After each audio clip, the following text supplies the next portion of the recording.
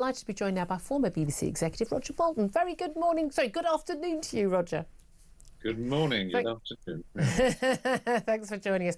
I want to talk to you first about Tim Davie, the BBC Director General, who yesterday talked about how Britain Britain's having a crisis of trust and how the BBC has a role in tackling that. I would very much say that the BBC is part of the cause of the crisis of trust part of the problem rather than part of the solution. But do you think it can be part of the solution?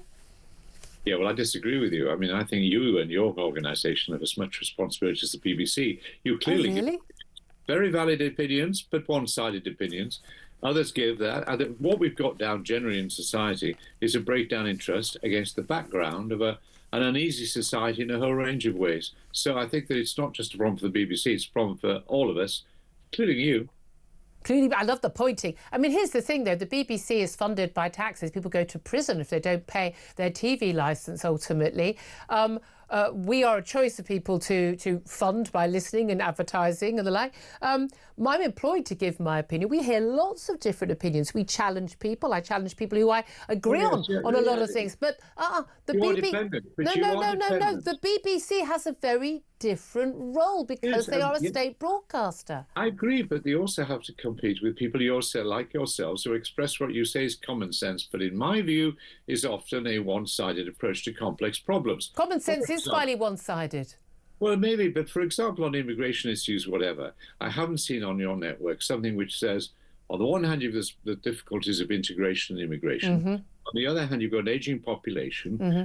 social service primarily provided by people, immigrants and others, that if we wish to stop immigration... Social services aren't provided largely by immigrants. I wouldn't say that because it's not true.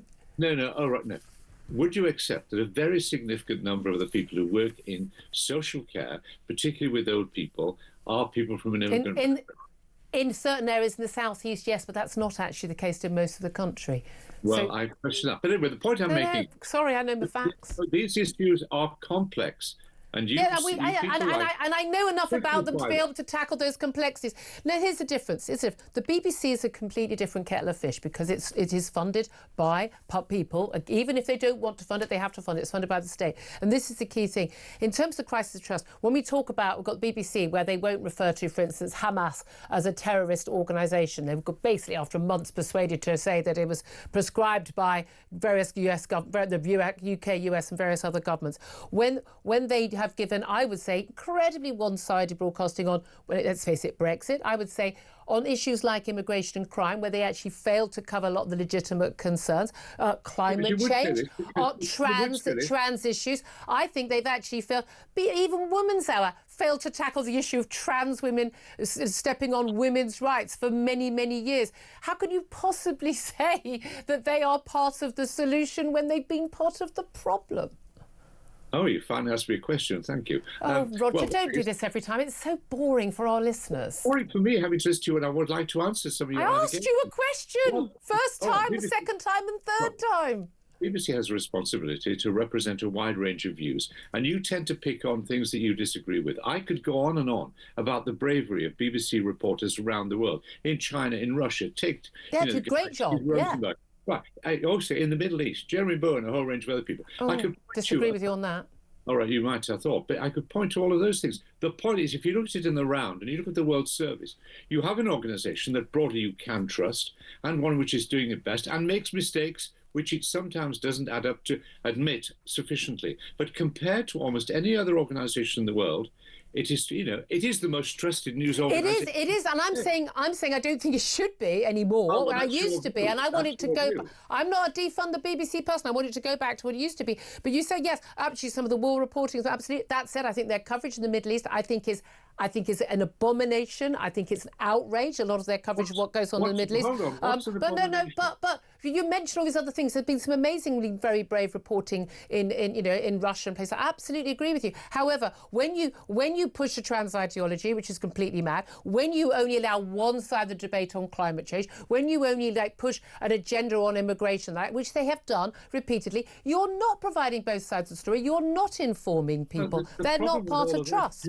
Julia, you just made a series of contentious statements. They're not contentious to anyone who knows their facts. Not somebody who comes from your position, but for others. another position would say the opposite.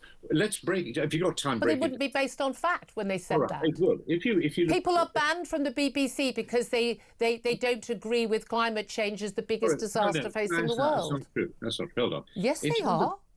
Well, can I reply? In terms of climate science, largely, you will find it very difficult to find a serious climate scientist in the world. No, that's not true. You say so many things that are factually, provably untrue, Roger. Let me finish. Who will not say there's a significant element of man-made contribution to climate change. You'll find thousands of serious scientists who've won Nobel Prizes even who will say that. But they're not on the BBC.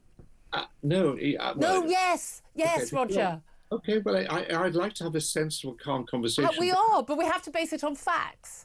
Yeah, well, I'm trying to, and I don't think... you're just saying things that you think. I'm basing them on facts. No, you're just stating that the BBC's... I mean, like it has a trans agenda. It doesn't have a trans agenda. They talk about trans all the time. Even when there's a women's issue, they have a trans woman talking about it half the time. Hold on. They have a programme called Woman's Hour, which I'm sure you listen to, for example. I've never once. I've appeared on it and against better judgment. Well, therefore you haven't listened to, so you shouldn't be making comments about it. Well, no, but I know what they cover because I look at it. Julia, what I'm getting is continued prejudice from you and a refusal to look at the facts calmly and to accept that in a divided country, when there are lots of debates going on, the BBC's job is to represent all points of view, not They don't. My point is, I'd love it if they did that. They don't do it. They never have done it. They never will do it. We didn't even get to Gary Lineker. Roger Bolton, thank you for joining. I do appreciate that, of you joining us. But again, I'm always amazed. People say, oh, you this, that. No, I mean, I don't have any opinions that I don't believe are based on fact. Someone can produce different facts. I'm happy to change my opinion. But Philip Ingram, in terms of Gary Lineker, I mean, he's done this interview with the Telegraph since saying, people saying, well, he says, if you're silent on Gaza, you're complicit. But people pointing out, well, he was silent on the massacre on October the 7th. He was silent on Ukraine. So he's complicit, isn't he? Yeah. Well, yes, Roger's made one flaw there. BBC influences more than it informs, like all mainstream media. Yeah, absolutely. And again, I wasn't even a defunder. Ian Collins is here. We're busy promoting our lies. I love you having a row. You know, when I was a little kid and I used to watch you on TV, Julia, I never thought I'd be there in the studio watching it actually happen. Here we go. It's one of those days, isn't it? My mum used to wake me up. Julia's on the telly again. We'd all gather round. But they've lost our trust, haven't they? They really have. Unbelievably. They really have. Always good to have Roger on there. I know, we love Roger, really. But again, I'm right, you're wrong, Roger. I'm done for the day.